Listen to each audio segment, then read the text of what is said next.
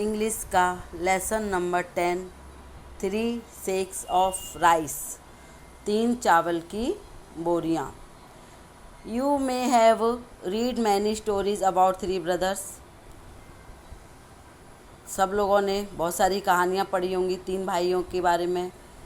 कितनी सारी स्टोरीज़ हैं जो 3 भाइयों के ऊपर बेस्ड होती हैं, तो हम पढ़ चुके हैं काफ़ी सारी स्टोरीज़।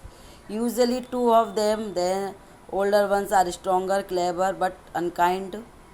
उसमें से क्या होते हैं, ऐसी स्टोरीज़ पढ़ी हुई हैं जिसमें से 2 भाई, क्या बड़े वाले जो 2 भाई होते हैं वो स्ट्रॉन्गर होते हैं, चतुर होते हैं, लेकिन उदार प्रवृत्ति के नहीं होते हैं। They laugh at the youngest one because he is too simple and soft hearted. और वो क्या करते हैं, अपने सबसे छोटे भाई पर हंसते हैं क्योंकि वो क्या होता है, बहुत साफ दिल का और सिंपल होता है। तो ये यहाँ पे कहने का मतलब ये कि अभी तक कितनी सारी कहानी हमने जो 3 भाइयों के पढ़ी वो अधिकतर कैसी होती है, जिसमें से 2 भाई बहुत स्ट्रॉन्ग, होशियार, लेकिन अच्छे दिल के नहीं होते, लेकिन छोटा भाई क्या होता है, सिंपल और छोटे दिल का होता है। Our story also has 3 brothers who lived in a small town but they were all 3 of them honest, kind and hard working. लेकिन जो ये वाली स्टोरी है वो भी 3 भाइयों के ऊपर ही बेस्ड है, लेकिन वो ऐसी नहीं है कि जिसमें से 2 भाई ही ऐसे हैं अच्छे नहीं हैं और एक भाई अच्छा है। इसमें तीनों ही भाई क्या हैं, ईमानदार हैं, अच्छे हैं और मेहनत करने वाले हैं। The elder one ran a shop, the middle one was a priest and the youngest one had just finish his education. इसमें से जो सबसे बड़ा भाई है वो क्या करता है, दुकान चलाता है, दुकान पे काम करता है, और उससे छोटा भाई पादरी है, और सबसे छोटा भाई क्या है, पंडित है। मतलब छोटा और सबसे छोटा भाई क्या है, अपनी पढ़ाई अभी उसने जस्ट कंप्लीट की है। He had started taking up odd jobs to earn some money and to learn a trade. अब वो क्या कर रहा है, उसकी पढ़ाई ख़त्म हो गई है तो वो जॉब देख रहा है और व्यापार सीख रहा है ताकि वो क्या कर सके, पैसे कमा सके। All 3 of them were fond of their mother. तीनों ही भाई क्या करते हैं, अपनी माँ का अच्छे से ध्यान रखते हैं, तीनों ही भाई ध्यान रखते हैं। She had work hard to bring up 3 of them after the sudden death of father. ठीक है, तीनों ही भाई क्या थे, बहुत हार्ड वर्किंग थे। जब उनके पिता की अचानक मौत हो जाती है, तीनों भाइयों के जो पिता थे उनकी मौत हो जाती है, तो वो क्या करते हैं, तीनों ही बहुत मेहनत करते हैं। One day their father's friend visited the mother. एक दिन उनके पिता के जो फ्रेंड थे वो उनकी माँ से क्या करने आए, मिलने आए। He said sister you know that I have a very prosperous business. वो क्या बोलता है उनकी माँ से कि आप तो जानती ही हैं कि मेरा पास क्या है, बहुत बड़ा व्यापार है, मेरे पास बहुत बड़ा व्यापार है। But now I am getting old, लेकिन मैं क्या हो रहा हूँ, बहुत दिन पे दिन बूढ़ा हो रहा हूँ। And my only daughter is of A marriageable age. और मेरी क्या है, एक ही बेटी है जो क्या है, शादी के लायक, उसकी उम्र क्या हो गई है, शादी के लायक हो गई है। I am looking for a son in law who would be a good husband to my daughter and who would also handle my business well.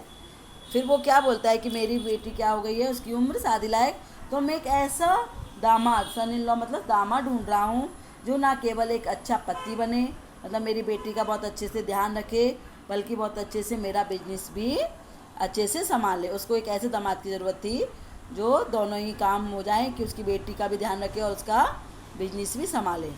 I like all your son. मैं आपके तीनों बेटों को ही पसंद करता हूँ।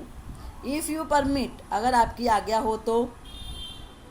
आई marry my daughter to one of them but before that I have a plan. तो मैं, तीनों बेटे उसको पसंद थे तो वो क्या चाहता था कि वैसे कोई जो भी हो तीनों में से किसी एक के साथ वो क्या कर दे, अपनी बेटी की शादी करना चाहता था। तो वो उनसे क्या बोलता है कि लेकिन उससे पहले मेरे पास क्या है, एक प्लान है। अब उसको ये पता करना था कि उन तीनों में से उसकी बेटी के लायक कौन है जो उसकी बेटी का भी ध्यान रख सके और उसका व्यापार भी संभाल सके। इसके लिए उसने क्या बनाया, उस आदमी ने एक प्लान बनाया। He discuss the plan with her and she agreed quite readily. अब उसकी माँ ने, उन तीनों लड़कों की माँ ने उस प्लान को सुना तो वो क्या हो गई, एग्री हो गई, चुपचाप मान गई, उसके प्लान को मान लिया उसने। The next day the friend went to each of the three brothers one by one. अब दूसरे दिन वो फ्रेंड एक एक करके तीनों भाइयों के पास गया। He gave them each a sack of rice and said, my dear boy, I am going away from for a few months for some necessary work. वो आदमी अपने प्लान के मुताबिक क्या करता है, तीनों भाइयों के पास एक एक करके जाता है और उनको क्या देता है, एक एक बोरी चावल के देता है और उनसे कहता है कि बच्चों मेरे को कुछ ज़रूरी काम है मुझे, तो मैं कुछ महीनों के लिए कहाँ जा रहा हूँ, बाहर जा रहा हूँ, मुझे कुछ काम है। Please look after this sec of rice till I came back. तो तुम्हें क्या करना है, इस जो चावल की बोरी है उसका ध्यान रखना है जब तक मैं वापस नहीं आ जाता। The friend went away. और ऐसा कहकर तीनों बेटों को, तीनों लड़कों को एक एक बोरी राइस देकर ऐसा बोलकर वो चला जाता है। Many months pass but she did not return. काफ़ी महीने निकल जाते हैं, बहुत सारे महीने निकल जाते हैं, लेकिन वो वापस नहीं आता। It was nearly a year before he came back. जब कम से कम एक साल होने को आ जाता है, काफ़ी महीनों के बाद जब एक साल ख़त्म होने को आता है, तब वो क्या आता है, वापस आ जाता है। कौन, वो आदमी जो उनको राइस देख के गया था, राइस की बोरी। He visited the eldest brother first. तो सबसे पहले वो किसके पास जाता है, सबसे बड़े भाई के पास जाता है। The eldest brother welcome him and gave him a small purse full of money. जब वो आदमी सबसे बड़े बेटे के पास जाता है तो वो क्या करता है, उसको वो बड़ा भाई उसका स्वागत करता है और उसको एक पर्स देता है पैसों से भरा हुआ। Uncle you had left a sack of rice with me. वो क्या बोलता है बड़ा कि अंकल आपने मुझे क्या दिया था, जो चावल की बोरियां मुझे आपने दी थी, जो आप मेरे पास छोड़ गए थे। आफ्टर अ फ्यू मंथ, कुछ समय बाद, आई was worried that it may get spoiled. आप जो राइस की जो उसकी बोरी मेरे पास छोड़ गए थे, तो मैंने कुछ दिन अपने पास रखी रहने दी, कुछ महीनों तक मैंने रखी रहने दी। फिर मुझे क्या लगने लगा, मैं चिंता करने लगा कि ये कहीं ख़राब ना हो जाएं। So therefore I sold the rice to my customers, here's the money I got, please accept it. तो मैंने क्या किया, मुझे ये डर था कि ये राइस क्या नहीं हो जाए, ख़राब नहीं हो जाए, इसके लिए मैंने अपने कस्टमरों को, क्योंकि वो दुकान चलाता था, तो उसने वो अपने कस्टमरों को बेच दी और ये जो पैसे हैं वो यही हैं, तो आप इसको एक्सेप्ट कर लीजिए। Thank you my boy, you are such an honest person. उसने उसको थैंक यू बोला और बोला कि तुम सच्ची में एक ईमानदार व्यक्ति हो। वो अब लड़का कह भी सकता था कि ना राइस ख़राब हो गए, आप इतने सालों तक नहीं आए, कुछ भी बोल सकता था, लेकिन उसने ऐसा नहीं किया। ईमानदारी से उसने जो बेचा था चावलों को, जो पैसा आया था, उसने ईमानदारी से उस आदमी को वापस कर दिया। ठीक है। Then the friend went to see the middle brother. अब उस बड़े भाई के बाद से अब वो आदमी किसके पास गया, बीच वाले भाई के पास गया। Who was a priest. The priest greeted him with Joy and affection. जो क्या था, पुजारी था, जो पुजारी था उसके पास गया। वो जो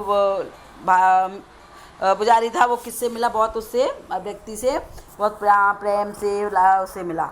he said, uncle remember you had left a sack of rice with me 1 year ago. उसने क्या बोला कि अंकल आपको याद है, आपने मेरे पास एक चावल से भरी बोरी 1 साल पहले छोड़ दी थी।